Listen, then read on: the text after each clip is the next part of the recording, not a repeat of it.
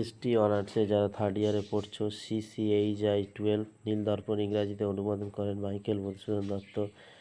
1813 সনদ আইনে 4টে অপশান ছিল, মানে সিরিয়াল নাম্বার। কোম্পানি সনদ বাতিল করেনি, আর চীনের সঙ্গে ব্যবসা ও কোম্পানি একচেটিয়া ব্যবসা ব্যাঘাত ঘটায়নি। এই দুটো উত্তর হবে। নিম্নলিখিত ঘটনাগুলি কালক্রমে সাজাও। এখানে দেখবে আহমেদ শাহ আদানির প্রথম ভারত আক্রমণ, বান্দা বাহাদুরের নেতৃত্বে শিখ বিদ্রোহ, নাদির শাহের ভারত ব্রিটিশ কর্তৃক দিল্লি অধিকার। এই যে কোশ্চেনটা আছে, এটা উত্তর প্রথমে 2 নম্বরটা, তারপর 3 নম্বর, তারপর 1 নম্বর, তারপর 4 নম্বর, এই সিরিয়াল অনুযায়ী সাজাবে।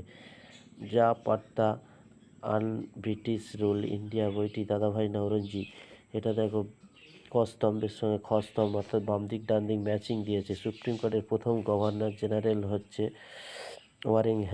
বাংলার প্রথম গভর্নর জেনারেল ওয়ারেন হেস্টিংস, এখানে অপশানটা দেখতেই পাবে। সুপ্রিম কোর্টের প্রথম বিচারপতি এলিজা এমপেন, গভর্নর জেনারেল আইন বিষয়ক হচ্ছে মেকলে, আর ভাইসরয় তথা গভর্নর জেনারেল লর্ড ক্যানিং। 6 নম্বর কোশ্চেনটা দেখো, দ্বিতীয় ইঙ্গ বাহাদুর যুদ্ধের সময় গভর্নর জেনারেল ওয়ারেন হেস্টিংস ছিল। তারপরে বাংলা দ্বৈত শাসনের সময় সুবাদারি এবং কোম্পানির সহযোগী দেওয়া হয়েছিল রেজা খান। 10 নম্বরে ব্রিটিশ পার্লামেন্টে পিটের ভারত শাসন আইন হচ্ছে 1784। ভিডিওটি লাইক এবং সাবস্ক্রাইব করো, বাকি পেপারগুলো দিয়ে দেবো, অপেক্ষা করো।